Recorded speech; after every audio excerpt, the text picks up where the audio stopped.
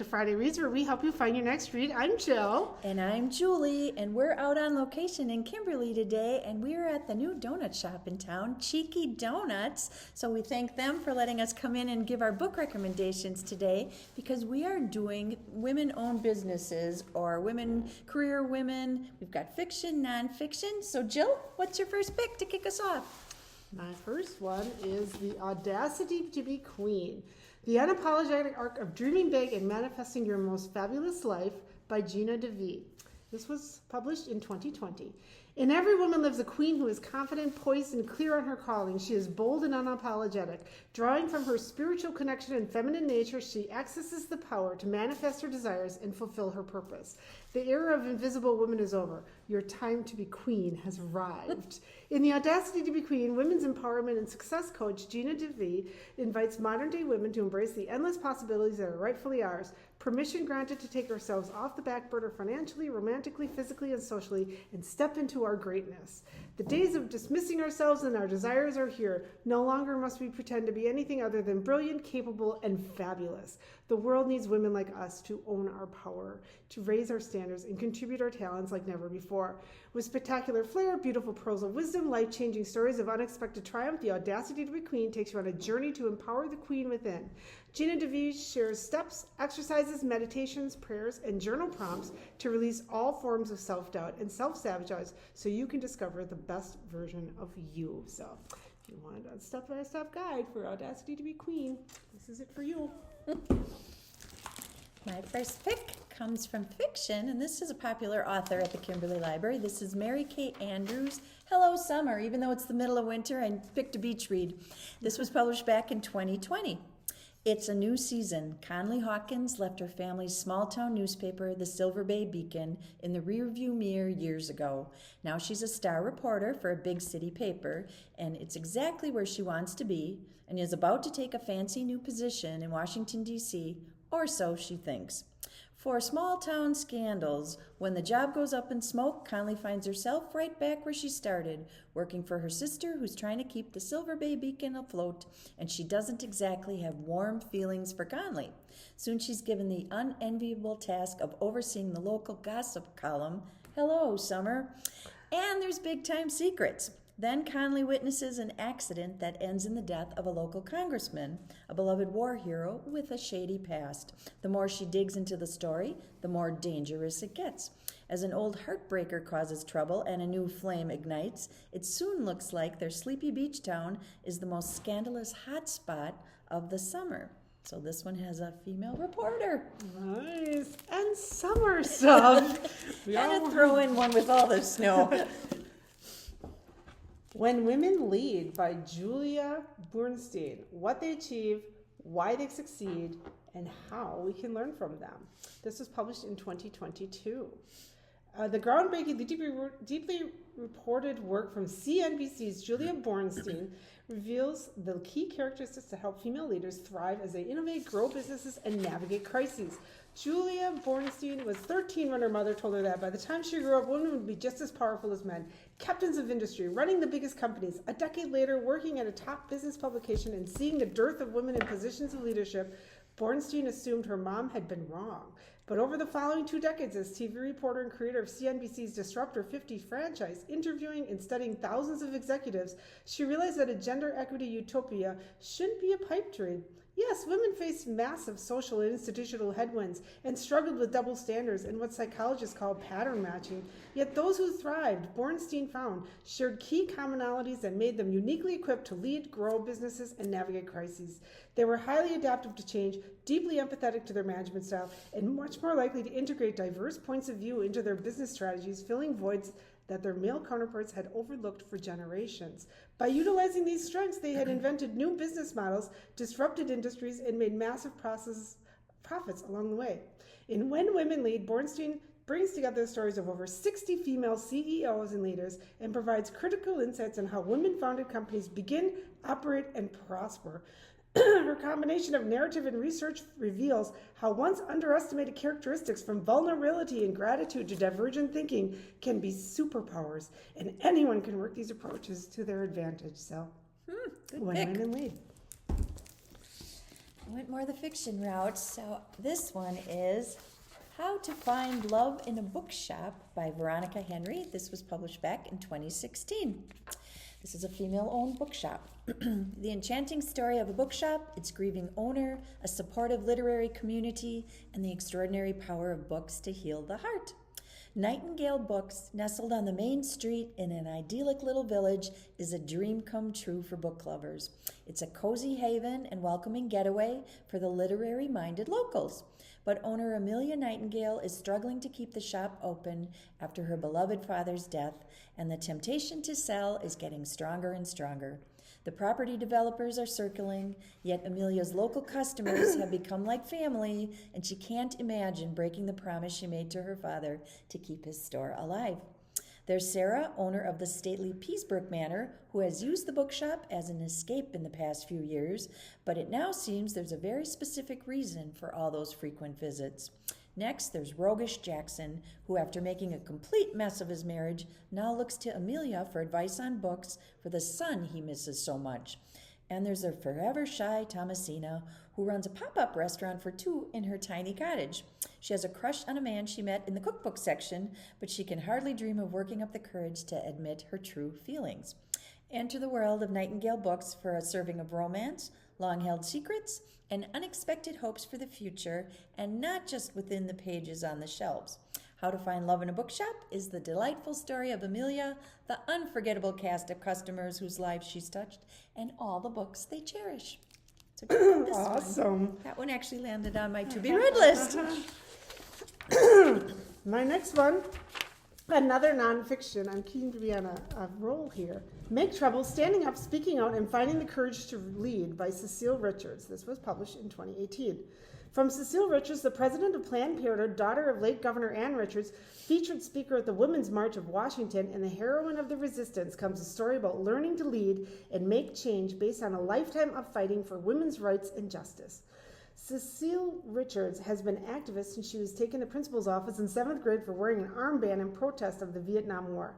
Richards had an extraordinary girlhood in ultra-conservative Texas, where her hell-raising parents, her civil rights attorney father, and political activist mother taught her kids to be troublemakers. In the Richards household, the dinner table was never for eating. It was for sorting precinct lists. Oh, goodness. She watched her mother, Anne, transform herself from housewife and a force to American politics, who made a name for herself in the straight-talking, truth-telling governor of Texas. But Richard also witnessed the pitfalls of public life that are unique to women and the constant struggle to protect and expand equal rights, both exemplified by her marathon congressional testimony, where she held her own against hostile questions for 5 hours. As a young woman, Richards worked as a labor organizer alongside women earning minimum wage and learned that those in power don't give it up without a fight. Now, after years of advocacy, resistance, and progressive leadership, she shares her story for the first time. From the joy and heartbreak of activism to the challenges of raising kids, having life, and making change, all at the same time. She shines a light on the people and lessons that have gotten her through good times and bad, and encourages readers to take risks, make mistakes, and make trouble along the way. Richards dedicated her life to taking on injustice, and her memoir will inspire others for hope and action. So make trouble. Well, you know me, when we go out in the community, I always find a book that goes along with where we are. So this is my cozy for today, and this is Glazed Murder by Jessica Beck. This was published back in 2010. This is the first book in the Donut Shop mystery series. Continues on with Fatally Frosted, Sinister Sprinkles, and there are actually 58 books in this series. So, meet Suzanne Hart, owner and operator of Donut Hearts coffee shop in April Springs, North Carolina. After her divorce from Max, an out-of-work actor she's dubbed the Great Impersonator, Suzanne decides to pursue her one true passion in life, donuts. So she cast in her settlement and opened up shop in the heart of her beloved hometown. But of course it's a cozy, so when a dead body is dumped on her doorstep like a sack of flour, Suzanne's cozy little shop becomes an all-out crime scene. Now everyone in town is dropping by for donuts and gruesome details. The retired sheriff warns her to be careful, and they're all suspects. Soon Suzanne, who finds snooping as irresistible as donuts, is poking holes in everyone's alibis. So, Glazed Murder by Jessica Beck, the 58-book series about donut shops. So if you really like donuts and limited... So I also picked one that is relevant to where we are. Bakery in Paris by Amy K. Runyon. This is fiction, so not nonfiction like I've been on today. 1870, the Prussians are at the city gates and attempt to starve Paris into submission. Lisette Vignot, headstrong, willful, and often ignored by her wealthy parents, awaits the outcome of the war with her parents' grand home in Place Royale in the very heart of the city. When an excursion throws her into the path of Revolutionary National Guardsman Theodore Fournier, her destiny is forever changed. She gives up her life of luxury to join the fight for the Paris of the people. She opens a small bakery with the hopes of being vital boon to the impoverished neighborhood in its hour of need. When the city falls into famine and then rebellion, her resolve to give up the comforts of her past life are sorely tested. Then in 1946, 19-year-old Micheline Chartier is coping with the loss of her father and the disappearance of her mother during the war. In their absence, she is charged with raising her two younger sisters. At the hand of a well-meaning neighbor, Micheline finds herself enrolled in a prestigious baking academy with her entire life mapped out for her. Feeling trapped and desperately unequal to the task of raising two young girls, she becomes obsessed with finding her mother. Her classmates at the academy, Laurent Tennant, may be the only one capable of helping Micheline move on from the past and begin creating a future for herself. Both women must grapple with loss, learn to accept love, and face impossible choices, armed with little more than their courage and belief that a bit of flour, yeast, sugar, and love can bring a revolution of their own. Aww. So, revolution of a bakery. Who wouldn't like a bakery in Paris? Yeah, good stuff. I'm jumping on your nonfiction wagon, so I've got one. This is Girls Stop Apologizing, a shame-free plan for embracing and achieving your goals by Rachel Hollis. This was published in 2019. Rachel Hollis has seen it too often, women not living up to their full potential. They feel a tugging on their hearts for something more, but they're afraid of embarrassment, of failing short of perfection, or of not being enough. In this book, the New York Times best-selling author and founder of a multi-million-dollar media company sounds a wake-up call. She knows that many women have been taught to define themselves in light of other people, whether as a wife, a mother, a daughter, an employee, instead of how to learn who they are and what they want. In this book, she helps you to identify the excuses to let go of, the behaviors to start adopting, and the skills to acquire on the path to growth, confidence, and believing in yourself. She shares stories and principles with raw honesty that inspires her readers to discover and take the practical steps that will put them on a lifelong path of personal growth.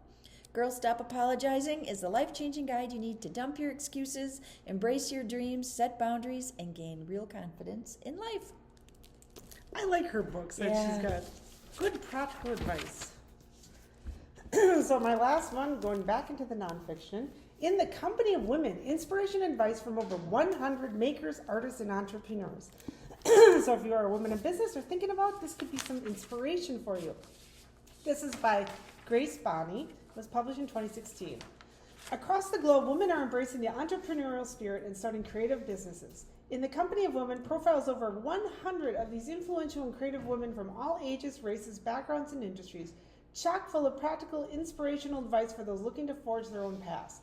These interviews detail the keys to success, for example, going with your gut, maintaining meaningful and lasting relationships, highlighting the importance of everyday rituals like meditating, creating a daily to-do list, and dispense advice for the next generation of women entrepreneurs and makers. Stay true to what you believe and have patience. This book is rounded out with hundreds of lush, original photographs of women in their workspaces. So, Nice. Company of Women. Next one is A Special Place for Women by Laura Henkin. This was published back in 2021. This was on Good Morning America, The Late Show with Stephen Colbert. Emily Henry, popular author that everybody's familiar with, said this was one of the smartest, sharpest, and funniest books she'd read in years. Some books are meant to be devoured, and this one does the devouring. Nice. It's a club like no other. Only the most important women receive an invitation. But one daring young reporter is about to infiltrate this female-run secret society whose bewitching members are caught up in a dark and treacherous business. For years, rumors have swirled about an exclusive women-only social club where the elite tastemakers of New York City meet. People in the know whisper all sorts of things. Membership dues cost $1,000 a month. Last time Rihanna was in town, she stopped by and got her aura read. The women even handpicked the city's first female mayor, but no one really knows for sure. That is, until journalist Jillian Beckley decides she's going to break into the club.